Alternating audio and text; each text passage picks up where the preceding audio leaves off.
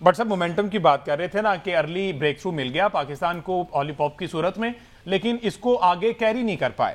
96 runs بنا گئے. اب یہ کل آتے ہیں فریش آتا ہے کیونکہ آج پورا دن فیلڈنگ کی ہے، تو کل تو پھر ان کا لاٹھی چارج جو ہے ان کو روکنا مشکل ہو جائے گا. اور آج جس طرح سے شاہین شاہ افریدی نے 4-5 اوور کیے ہیں وہ لگتا نہیں ہے اپیرنٹلی ایسا کہ شاہین شاہ وہی ردم اور وہی پرفارمنس جو ہے ماضی میں ہوا کرتی تھی وہ اس کو کنٹینیو کر پائیں گے.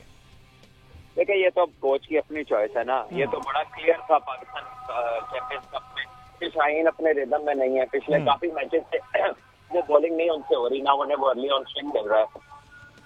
تو اب کنٹینیوٹی کے اندر اگر وہ رسک لینا چاہتے تھے اور انہوں نے لیا ہے تو ہی زمان جو اس کے لیے جواب دہ ہوں گے. باقی یہ ہے کہ آپ کو، میں تو اس بات کا قائل ہوں کہ آپ کو انفارم پلیئر کے ساتھ جانا چاہیے، اور اسپیشلی جب ایسی کرکٹ آپ کھیل رہے ہو جس کے آپ فائنل میں اب نہیں پہنچ سکتے، لیکن آگے آپ کی چیمپئنز ٹرافی ون ڈے ہے، اس کو اس کے لیے ریسٹ کرا کے فلی پریپیئر کرا کے اب تیار کرتے. لیکن شاید ان کے ذہن میں کچھ اور ہے. اب بات یہ ہے کہ انگلینڈ نے تو ایسے ہی کھیلنا ہے، وہ اگر وکٹ نہیں گرے گی تو وہ تو تیز ہی کھیلیں گے. یہ ان کا سٹائل ہے، جیسے ہم اکثر ڈسکس کر چکے. بالکل. تو پارٹنرشپ اس پچ پہ لگیں گی، اس سے پریشان نہیں ہونا. جہاں پہ ہماری اتنی لگی ہے، اتنا بیٹنگ پچ ہے، تو وہ بھی ان کے لیے بھی وہی پچ ہے، وہ بھی اس پہ کھیلیں گے. تو بس اپنے پلانس کو ایگزیکیوٹ کرنے کی کوشش کریں اور ہوپ کے لک بھی آپ کی سائڈ پہ ہو، اپنے چانسز اویل کریں، کیونکہ یہ میچ زیادہ اس کی جو ایونٹس کی سپیڈ ہے نا وہ ہو سکتا ہے آخری 1.5 دن میں ہو. ٹھیک ہے، تو ہوپ فلی کوئی پلان ہوگا احمد سعید صاحب. اگر بٹ صاحب یہاں لائن پر ہیں تو میں بٹ صاحب سے تھوڑی سی اگر اس سے ریلیٹڈ رہنمائی لے لوں. سلمان بھائی، یہ جو نیٹ پریکٹس ہوتی ہے اس طرح کے سچویشن کے اندر، یہ جو فلیٹ وکٹیں بنانا اس کے حساب سے پلیئرز کو تیار کرنا، یا پھر گراسی وکٹیں بنانا اس کے حساب سے پلیئرز کو تیار کرنا، کیا یہ جو نیٹ پریکٹس کروائی جاتی ہے، یہ نیٹ پریکٹس کے اندر اس طرح کی کوئی سچویشنز دی جاتی ہیں پلیئرز کو؟ اور اگر اس طرح کی سچویشن نہیں دی جاتی تو سچویشنل ٹریننگ جو ہے وہ کس طرح سے ہوتی ہے، اور نیٹ پریکٹس کرتے وقت کون کون سی چیزوں کو جو ہے وہ سامنے رکھنا چاہیے؟ دیکھیں، سچویشنل ٹریننگ یہ ہوتی ہے کہ ایک تو جو پچ آپ کا وہ میچ سے ریلیٹ کرتا ہو پریکٹس سے، پھر آپ کو جس طرح کے بالر سے کنفرنٹیشن ہے تو آپ اس طرح کی پریکٹس کرنے کی کوشش کرتے ہیں. مثال کے طور پہ اب آپ نے صبح شعیب اختر کو کھیلنا ہے، وہ بہت تیز بالر ہے. اب یہ نہیں ہو سکتا کہ آپ کی ٹیم میں بھی 2 شعیب اختر آ جائیں آپ کو پریکٹس کرا دیں، لیکن اس کے لیے اکثر ٹیمیں کیا کرتی ہیں کہ وہ کسی سے تھرو ڈاؤن کرواتی ہیں تیز، اور تیز کرانے کے لیے وہ تھوڑے کم فاصلے سے، تاکہ ریئیکشن ٹائم اتنا تیز ہو جائے تو وہ 22 قدم کی بجائے وہ 18 قدموں سے کھیلنا شروع کر دیتے ہیں، 16 قدموں سے کھیلنا شروع کرتے ہیں، اپنے آپ کو اس طرح کا ٹائم دینا شروع کر دیتے ہیں. سرفیس جو ہے وہ کوشش کرتے ہیں کہ وہ اس پہ بال تیز آئے، یا اس پہ سلیب رکھ لیں، یا سیمنٹ پہ جائے، یا چپس پہ جا کے اس سپیڈ اور اس ریئیکشن ٹائم کی پریکٹس کریں. اسی طرح اگر اسپنر آپ کو چیلنج درپیش ہے تو پھر آپ رف کریٹ کرتے ہیں، اور پھر آپ رف میں بیٹنگ کرتے ہیں تاکہ جو اسپن ہے وہ شارپ ہو، اور آپ اس کے خلاف جو ہے اپنی ٹیکنیک جو ہے اس حساب سے آپ اس کو ایڈجسٹمنٹ کرتے ہیں میچ سے پہلے. تو یہ ہر قسم کا سیناریو ہے جس کا لائکلی سیناریو آپ میکسیمم لائکلی سیناریو کریٹ کرنے کی کوشش کرتا ہے. ٹھیک ہے جی. سلمان بٹ صاحب جو ہے ہمارے ساتھ تھے اور انہوں نے یہ ساری صورتحال جو ہے وہ واضح کر دی. یہ تیسرے دن کیا بنتا ہے، کیا صورتحال ہوتی ہے؟ انگلینڈ کی ٹیم تیسرے دن فریش ہو کے آتی ہے تو کیا بیس بال جو ان کا خاصہ رہا ہے اسی طرح کی کرکٹ کھیلتی ہے اٹیکنگ، یا پھر پاکستانی بالر جو ہے وہ اٹیک کرنے میں کامیاب ہوتے ہیں؟ اس پر تو مزید بات کر لیں گے.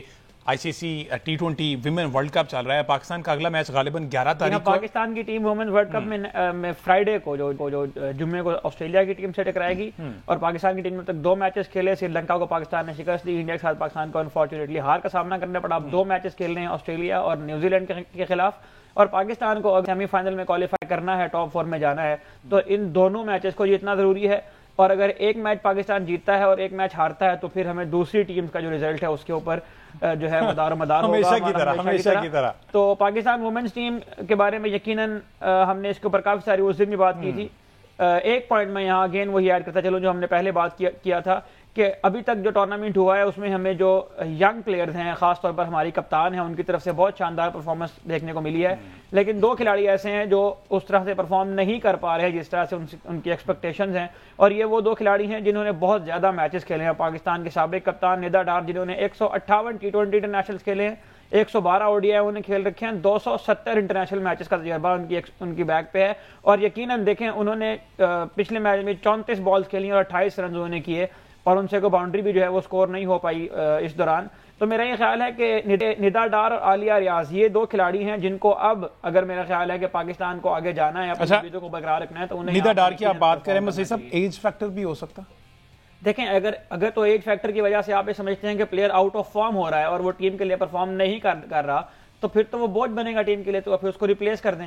بینگ سینئر اگر اس کو ساتھ کیری کرتے ہیں کہ ان کے جو تجربات ہے اس سے فائدہ اٹھایا جائے کروشل مومنٹ, کیونکہ ثنا فاطمہ جو ہے وہ بڑی ینگ کپتان ہے, ان کو ضرورت ہے عالیہ ریاض, ندا ڈار اس طرح کے ساتھ اگر کمپینین ہوتے ہیں. جی ہاں بالکل, فاطمہ ثنا نے اگر ان کو اس تجربے کی ضرورت ہے, وہ اس سے مستفید ہونا چاہتی ہیں, تو یقیناً انہوں نے مینجمنٹ سے ریکویسٹ کر کے ان کو ٹیم کے اندر شامل کیا ہوگا. لیکن کرکٹ بہرحال ایک پرفارمنس بیس سپورٹ ہے, اور اگر ایک طویل عرصے سے آپ سے پرفارمنس نہیں ہو پا رہی کرنے کے باوجود بھی, تو شاہین شاہ آفریدی ہوں یا ندا ڈار ہوں یا کوئی بھی دنیا کا بڑے سے بڑا پلیئر ہو, میرا خیال ہے کہ کہیں نہ کہیں آ کے آپ کو ایک بریک چاہیے ہوتی ہے. وہ بریک لیں, اپنے آپ کو دوبارہ سے فٹ کریں, اپنے آپ کو دوبارہ سے ٹھیک کریں اور اس سرکٹ کے اندر آگے پرفارم کریں. یقیناً ندا ڈار نے پاکستان وومنس کرکٹ کو یہاں تک پہنچانے میں بہت زیادہ کنٹریبیوٹ کیا ہے, لیکن اگر وہ پرفارم نہیں کر پا رہی, وہ انڈر پرفارم کھلاڑی ہیں, تو اس کا امپیکٹ ظاہر ہے کہ پوری ٹیم کے اوپر پڑنا ہے, کیونکہ جو ایلیٹ بیٹسمین ہوتے ہیں یا وہ کھلاڑی جن کے اوپر ٹیم کی نظر ہوتی ہے, جن سے ٹیم کی ایکسپیکٹیشن ہوتی ہے, وہ اگر پرفارم نہ کر پا رہے ہوں تو میرا خیال ہے کہ اس کا اثر پوری ٹیم قبول کرتی ہے. اچھا, اور ابھی تک جو پاکستانی فینس کے لیے صرف اچھی خبر یہی ہے کہ ہم ٹیبل پر انڈیا سے اوپر ہیں, کیونکہ انڈیا کو نیوزی لینڈ سے جو شکست ہوئی تھی جہاں وہ بڑے مارجن سے ہوئی تھی, اور وہاں پر انڈیا چوک کر گیا. ہم نے دیکھا کہ انڈیا کی ویمن کرکٹ ٹیم اس طرح سے دکھائی نہیں دی, یا پھر نیوزی لینڈ نے ڈومینیٹ کیا, انہوں نے بہت زیادہ اچھی کرکٹ کھیلی کمپیریٹیولی اگر دیکھا جائے. دیکھیں انڈیا کی ٹیم ان کنڈیشنز کے اندر دبئی میں جہاں پر T20 ورلڈ کپ کھیلا جا رہا ہے, وہاں پر انڈیا کی ٹیم یقیناً آؤٹ رائٹ فیورٹ ہے نیوزی لینڈ کے اگینسٹ. لیکن نیوزی لینڈ نے جس طرح کرکٹ اس دن کھیلی ہے, آن دا ڈے جو ٹیم اچھا کھیلے گی وہ یقیناً آؤٹ پرفارم کر دے گی اگلی ٹیم کو, اور اس دن یہی ہوا تھا کہ وہ نیوزی لینڈ کی ٹیم جو ہے وہ آن دا ڈے ان سے سپیریئر نظر آتی ہے. ادروائز کنڈیشن انڈیا کو سپورٹ کر رہی ہیں. انڈیا کی جو خواتین کی ٹیم ہے وہ چند بہترین ٹیموں میں سے ایک ہے, آل آج تک کوئی ICC ٹورنامنٹ جیتنے میں کامیاب نہیں ہوئی ہیں, لیکن انڈیا کی ٹیم جو ہے وہ ایک میچور ٹیم شمار کی جاتی ہے وومنس کرکٹ کے اندر. اور جس طرح کی انہوں نے پاکستان کے اگینسٹ بھی جب فاطمہ ثنا نے ہیٹرک چانس کر لی تھی, 2 بالوں پر 2 کھلاڑیوں نے آؤٹ کیے, تو اس کے بعد ہرمن پریت کور نے اپنے تجربے کی بنیاد پر اس میچ کو جو ہے وہ سائڈ پر کیا تھا. تو یقیناً آپ کو ایکسپیرینس بھی ملتا ہے اس کے اندر, آپ کو ایگریشن بھی ملتا ہے, آپ کو ینگ پلیئرز بھی ان کے اندر ملتے ہیں, اور انڈیا کی ٹیم جو ہے وہ اس ٹورنامنٹ کو جیت بھی سکتی ہے اگر انڈیا کی ٹیم اچھا ایج وائز دیکھا جائے تو انڈیا کی نہ صرف پرفارمنس میں میچور ہے, وہ ویسے بھی ان کی سینئر ٹیم ہے, ان کو پتا ہے کہ کس طرح سے اتنے بڑے ایونٹ میں لے کے چلنا. آن دی ادر ہینڈ پاکستان میں بہت سے نئے چہرے ہم نے دیکھے ہیں اسی ٹیم میں جو ابھی پلینگ 11 ہے. عالیہ ریاض دیکھ لیں پرانی, ندا ڈار پرانی, 1-2-3 اس طرح سے. آپ انڈیا اور پاکستان کی وومنس کرکٹ کو اس لیے بھی جو ہے وہ کمپیئر نہیں کر سکتے کہ دونوں جگہ پہ جو ہے وہ بہت زیادہ ڈفرنس ہے سہولیات کے حوالے سے, فیسیلیٹیشن کے حوالے سے. ابھی تک تو ہم جو ہے وہ اس بات کے اوپر بہت زیادہ ہم نے بات کی ہے پہلے بھی کہ پاکستان وومنس ٹیم کے لیے جو سیپریٹ ٹریننگ فیسیلیٹیز ہیں وہی مہیا کرنے میں اب تک ہم ایک آدھ جگہ پہ میرا خیال ہے کہ NCA کے اندر تھوڑی سی ان کو ایک فیسیلیٹی میسر ہے. اس کے علاوہ دیکھیں انڈیا کی جو وومنس ٹیم ہے ان کی جو میچ فی ہے وہ مین ٹیم کے برابر کر دی گئی ہے.